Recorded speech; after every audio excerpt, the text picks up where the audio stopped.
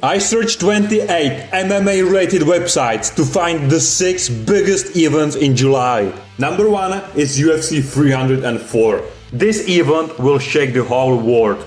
In England, Belal Muhammad, the most hated title challenger, will face England-based Leon Edwards, the most hated champion. This fight will be their rematch. Since then, Muhammad has become one of the most disrespected figures in the MMA world, and Edwards won the title against Kamaru Usman. This event will mark UFC's 5th visit to England and first one since COVID. The co-main event is much more interesting than the so-called main event. Tom Aspinall will defend his interim belt against Curtis Blades, which is a curious miracle for me. I thought interim belt was just for one fight only. John Jones created probably new rule and we all have to follow it.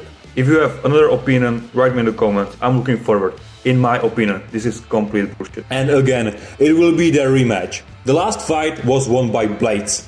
Yet it was so controversial because Aspinall hurt his knee. Who do you have in those rematches? I'm going for Team England.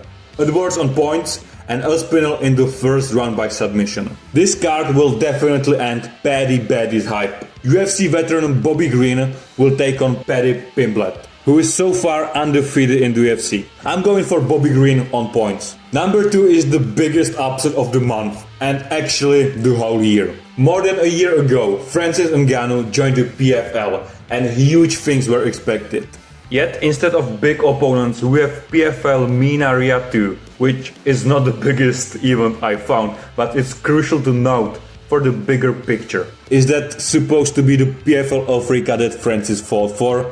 The main event features Al Silavi, who has a negative record in PFL, and his opponent is Bashar Taher, who is unknown age old. And his record tells us he's just starting. We as MMA fans were baited with Francis Ngannou. I expected best versus the best. Yet we have seen one fixed boxing match and one demolition in the ring. Nothing from MMA. I would never blame Francis Ngannou. The champ has suffered the biggest loss of his life, and no title or amount of money will help him. There's absolutely no cure for his pain, and I feel sorry for the whole family. The PFL could have not counted on this fact. Yet its action over the last year seems a little bit unfortunate. The second bait was with Jake Paul, yet we have just seen one cancelled fight against old Mike Tyson. My only wish was if the fight against Perry was bare knuckle. I'd rather to leave Riyadh here and let's fly to Thailand. The biggest Asian promotion, which always mixes MMA, Muay Thai, grappling and kickboxing bouts, will crown a new MMA welterweight champion. Ray Yoon-ok will defend his belt against newcomer Aliberg Rasulov, who is undefeated. One of the many reasons I love One Championship is its diversity. On one fight card, you can see multiple martial arts and even multiple levels of skill. We can see veterans like Tatsumisi Wada with almost 40 professional MMA fights, or compete newcomers like Butcher Ketchup Mamadou Kamara. I'm curious just thanks to that nickname. Write to me in the comments your opinions on ONE FC. In my opinion, ONE FC is the promotion that can bring Muay Thai and kickboxing to the Western world. Because so far in the USA it's known just thanks to UFC stand-uppers. And that's not enough. Let's stay with Octagon, the organization that absolutely rules Europe. The event is called Summer Party, which is so far the best name. I'm tired of those boring numbers. The main event will feature Octagon double champ Lawson Keita. I recommend you remember this name, because this kid is so far undefeated.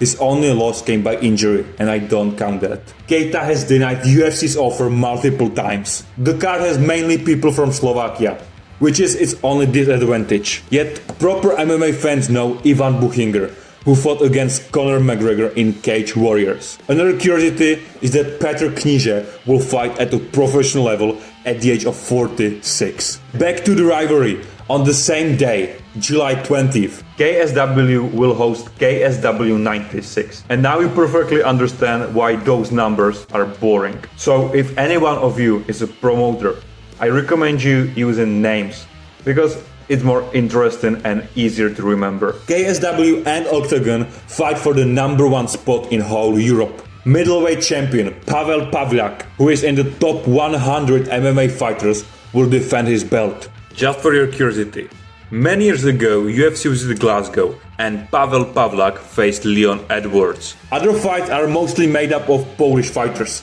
That's why KSW and Octagon are in some way similar. I'm not saying these fighters lack quality, not fucking way. I'm just saying if you want to break through to the Western world and be like UFC, you have to show fighters whose names are easy to remember and fans are able to root for them. The last event was UFC 303, which happened right at the beginning of July. So here is a small recap. Pereira KO'd Procházka with a beautiful high kick and then just by walking around. I'm a huge fan of Yuri Procházka and this event absolutely smashed my weekend. Nevertheless, Diego Lopez managed to take the W via decision, even on the short notice. Roman Dolidze successfully moved to light heavyweight and took the W over Anthony Smith, who is on his downfall after a close fight against John Jones. Iron Gary ended MVP's UFC hype and called out Colby Covington, which according to Dana White will happen sooner or later.